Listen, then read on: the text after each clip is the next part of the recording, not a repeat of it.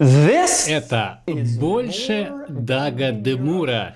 И сегодня я поговорю о других машинах, которые я рассматривал к приобретению, когда покупал свою Kia Stinger. Многие спрашивали, знаете, вот ты купил свою Kia, что еще ты присматривал? О каких других машинах ты думал, что ты подыскивал, почему в итоге выбрал ее? Так что сегодня я вам расскажу о процессе покупки Kia Stinger и что еще я рассматривал.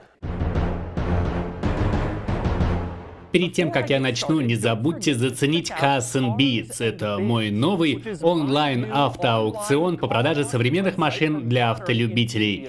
Если вы подумываете купить или продать что-то интересное 80-х, 90-х, нулевых годов выпуска или нашего времени, зацените Cars and Beats. Мы располагаем потрясающим выбором всяких машин, в данный момент выставленных на продажу. Вы можете заценить Cars and Beats на carsandbeats.com или кликнув по ссылке в описании внизу. Ладно, итак, немного предыстории. Как вам, вероятно, уже известно, я недавно купил Kia Stinger GT. Но на самом деле я купил эту машину еще в январе, пока готовился запустить Cars and Beats. Я собирался продать свой AMG универсал на этом сайте, и поэтому я хотел, чтобы Stinger его заменил, а потом случился ковид, и нам пришлось перенести наш запуск, и поэтому я не мог рассказать вам об этой машине до настоящего момента, так что она у меня уже была где-то 5 месяцев, ну а по сути я недавно купил Stinger GT. И многие люди задавали мне вопросы, знаете, что еще ты рассматривал, почему ты не купил то, почему ты не купил это, какие другие машины у тебя были на примете.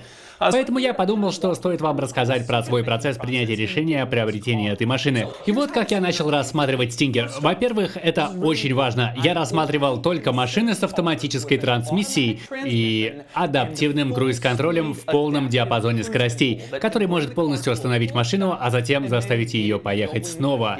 Тому есть причина. Я обожаю крутые старые машины, всякие тачки с механической трансмиссией, спортивные машины и все такое. Но, как я упомянул в видео, которое я снял, когда купил мой Stinger, я пользуюсь этой машиной, чтобы ездить по всей Южной Калифорнии на съемки своих видео.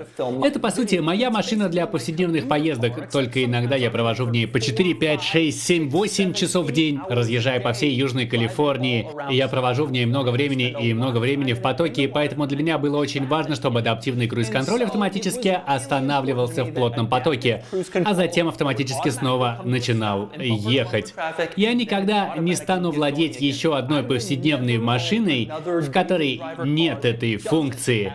Я понимаю, что это своего рода святотатство для профессиональных автолюбителей говорить, что они хотят такого рода функцию автономного вождения, но, по правде говоря, для меня это имеет решающее значение в повседневной машине. И когда я возвращаюсь домой в этой машине, тогда я могу насладиться другими своими автомобилями на выходных или ночью, но когда я в плотном потоке, автомат, адаптивный круиз-контроль, для меня это решающий момент, и я бы не приобрел машину без них. Итак, адаптивный круиз-контроль и автомат. Это исключает множество машин, о которых меня спрашивали. BMW E39 M5. Меня спрашивали, почему ты не взял один из таких в качестве повседневной машины. Ну, у него нет автомата или адаптивного круиз-контроля. Один парень в Твиттере яростно отчитывал меня за то, что я не взял Chevy SS, прямо действительно яростно. Так что Твиттер это зацензурил, и мне пришлось кликнуть, вы точно хотите это посмотреть из-за того, что он очень злился.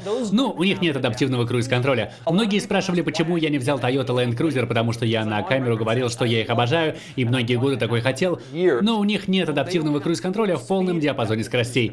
У них он замедляется до 30 км в час, а потом отключается, и вам приходится брать управление на себя. И это безумие, поскольку вся суть адаптивного круиз-контроля в том, что он хорошо работает в плотном потоке, и их система вообще отключается, когда вы в плотном потоке. Это так выводит из себя. Это одна из самых раздражающих вещей. Разумеется, я бы взял Land Cruiser, если бы не это. Но это значило, что Land Cruiser был вычеркнут. Таким образом, это требование адаптивный круиз-контроль и автомат все же исключало многие из тех машин, о которых вы спрашивали. Но, конечно, не изменяй себе, я также хотел какую-то особенную машину. И я упомянул в своем видео, что у меня как бы есть предельная сумма в $40 тысяч на повседневную машину. Вот просто я чувствую, что должен столько потратить на такую машину. И должен вам сказать, количество особенных машин, которые доступны за $40 тысяч или меньше, с адаптивным круиз-контролем, это не очень большой список. И Stinger одна из очень немногих машин, что в нем остались. И как бы здесь он и выходит на сцену. Но в этом списке все же есть одна невероятно очевидная машина, это будет Тесла. Многие спрашивали, но почему я не взял Теслу? И действительно, это хороший вопрос, поскольку это все-таки особенная машина с адаптивным круиз-контролем и автоматом, и она практически в моем ценовом диапазоне. Если я возьму относительно приличную или подержанную модель 3, так почему же не Тесла? И если честно, есть лишь одна причина, и она в том, что у меня негде ее заряжать. Как вам известно из этих видео, мой гараж уже полон, у меня гараж на две машины, у меня там стоит Ford GT, а еще мой крутой внедорожник Mercedes Geländewagen кабриолет с другой стороны. И мне нравится Тесла, но я не выдворю ни одну из этих машин из своего гаража, чтобы поставить Теслу. И многие ставят на зарядку свои электромобили на подъездных дорожках. Люди меня про это спрашивали, но у меня нет подъездной дорожки. Я часто пытался это объяснить, это шокировало моих зрителей, которые живут в пригородах на Среднем Западе. Они не могут себе вообразить дом, в котором есть гараж, но нет подъездной дорожки. Но дверь моего гаража выходит на улицу прямо как здесь или здесь. Это на самом деле не такая уж редкость там, где я живу. И из-за этого у меня нет возможности припарковать что-то на зарядку на своей подъездной дорожке. Иначе в это время я буду перегораживать мою улицу. И в результате у меня нет места, чтобы заряжать Теслу. Конечно, есть множество преданных поклонников Тесла, которые пришли ко мне, услышав это, и поведали мне все свои замечательные идеи насчет того, что я могу сделать, чтобы заряжать свою машину, раз у меня нет такой возможности дома. Например, пригони свою машину на суперчарджер рядом со своим домом, заряди ее и езжай домой.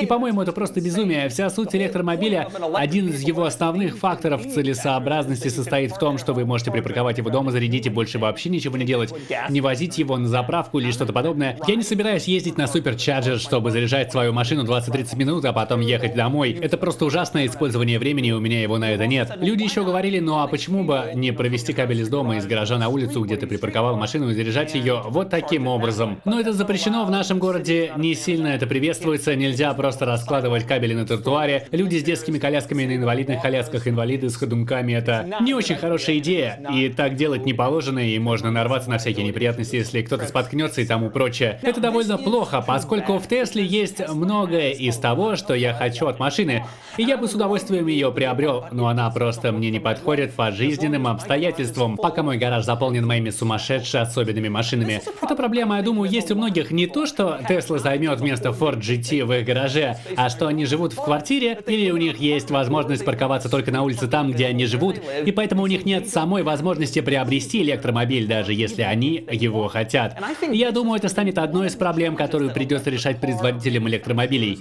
На данный момент эти автомобили преимущественно доступны только для людей, живущих в домах на одну семью, или тем, у кого есть хорошие варианты для зарядки на работе или даже в жилом комплексе. Но многие люди хотят такой автомобиль, но у них просто нет возможности вписать его в свой образ жизни, и я, по существу, один из таких людей. Но в любом случае, помимо Тесла, люди спрашивали и прочее, знаете, почему ты не взял другой подержанный AMG Универсал, или подержанный Range Rover, или подержанный N5, такого рода вещи. Ну, по правде говоря, у меня было много немецких машин, у меня было много европейских машин, и я хотел попробовать что-нибудь другое, и я порекомендовал Stinger множеству своих зрителей. Kia добились огромных успехов в плане качества и востребованности за последние десятилетия, или около того. И я подумал, возможно, как раз пришло время ее попробовать, знаете, самому убедиться в том, что я думаю.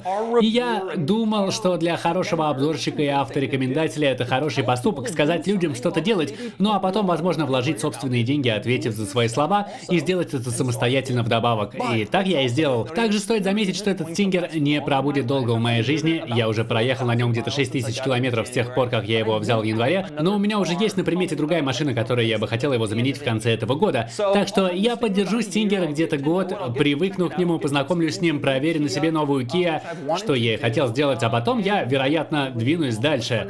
Ну а пока Stinger — это мое повседневное средство передвижения. На данный момент я от него в восторге, он был замечательным. Я правда думаю, что сейчас это идеальная машина для моей ситуации, и, честно говоря, я рад, что мне удалось его попробовать. Такие дела. Вот так у меня оказался мой Kia Stinger. Надеюсь, теперь стало немного понятнее. Не поддержанная европейская машина или Tesla, или что-то на механике, и без адаптивного круиза. И теперь я владелец Kia Stinger GT2. А еще владелец Ford GT, что помещает меня в весьма маленькую группу группу, вероятно, из всего одного человека. Перевод и озвучка от студии Экзосфера.